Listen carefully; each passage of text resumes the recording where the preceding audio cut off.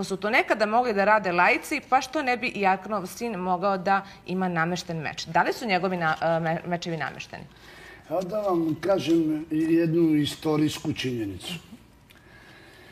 U Njujorku je bio meč nekog vrhunskog šampiona i jednog, ajde da kažem, tek klinca u začetku. Sedeli su Al Capone i banda. I brat neki od strica od Al Capone je rekao $100.000 ću da stavim na ovog našeg.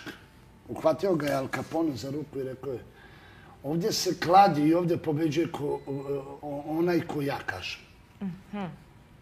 Tih 100.000 će staviti na ovog što je lošiji, jer on večeras pobeđuje.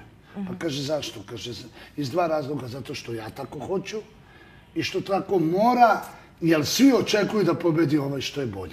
Pa da li Ceca ima tu toliku moć? Gledajte sada. Dobro, ti kad si to izjavio, to je izazvalo stvarno pravi bum. Nema bum.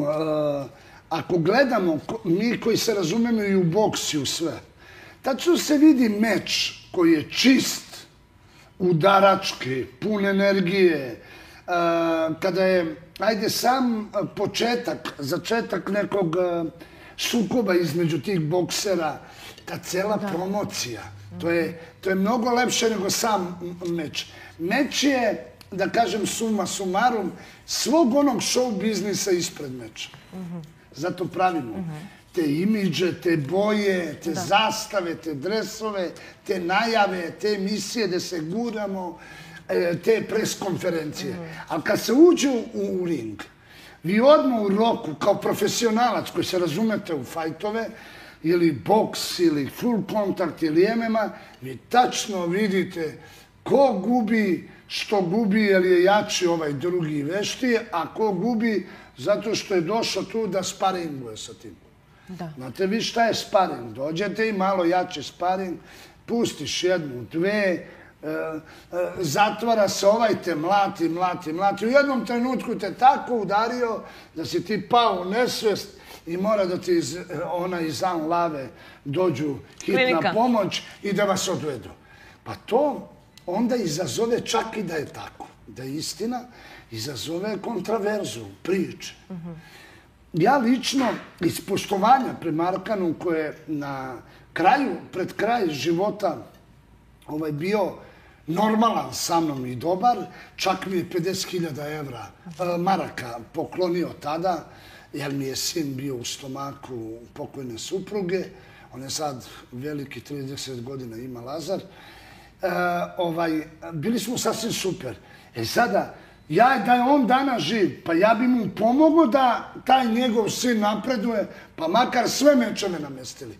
To nije fair i sportski. Ali je dobro za... Svaki otac bi to uradio. Zašto bi uradio? Pa uradio bi, jer to radi i u Italiji, radi u Španiji, radi u Nemačkoj. Pa ako roditelj može da pogura dete, zašto to ne bi uradio? Pa zato vam kažem. Sada, kaže, izazvalo je bum. Šta imate da izazove bum?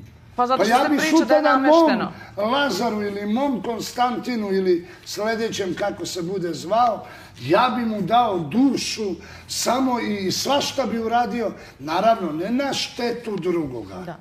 Na štetu mog džepa, na štetu mog truda i rade ili veze. Dobro, ali toliko dugo si na estradi, svestan si kad izađe naslov, Ceca namešta mečeve Veljku, kaže Kristijan Golubović, nije baš naivna priča.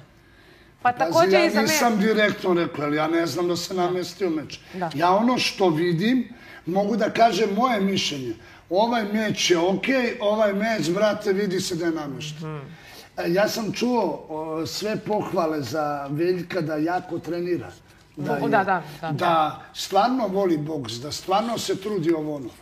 Ali već... Ali ko je poanta ako mama mora na kraju da plati meč? Pa ne verujem da mama plaća. Ko plaća? Pa to simpatizeri od Arkan je zaslužio za života, ko koji nije zaslužio, to koji je zaslužio od mnogo ljudi da okrenu telefon iz tog sveta koji su tu da pomognu njegovom sinu da uspe da pobedi, na primjer, nekog Italijana ili nekog Španca ili nekog Rusa. Što da ne? Ja ne gledam to kao kritiku. Sada sam ja neki sportski čist. Ja sam namestio svoj meč. sa Šiptarom, ali sam uzeo 250.000 evra. I obezbedio sam moje dete u Kraljevu. I briga me šta će neko da kaže, nisi na mestu, on te prebio. Bato, ja sam pare uzeo. Ja sam mom detetu kupio stan, uredio ga za 150.000. A ti, pričaš šta hoćeš, bre. Meni ovdje uđe, ovdje izađe. Ako ti hoćeš, daj ti ko Šiptar 50.000 da dođem na meč, pa ti mene tuci ko on.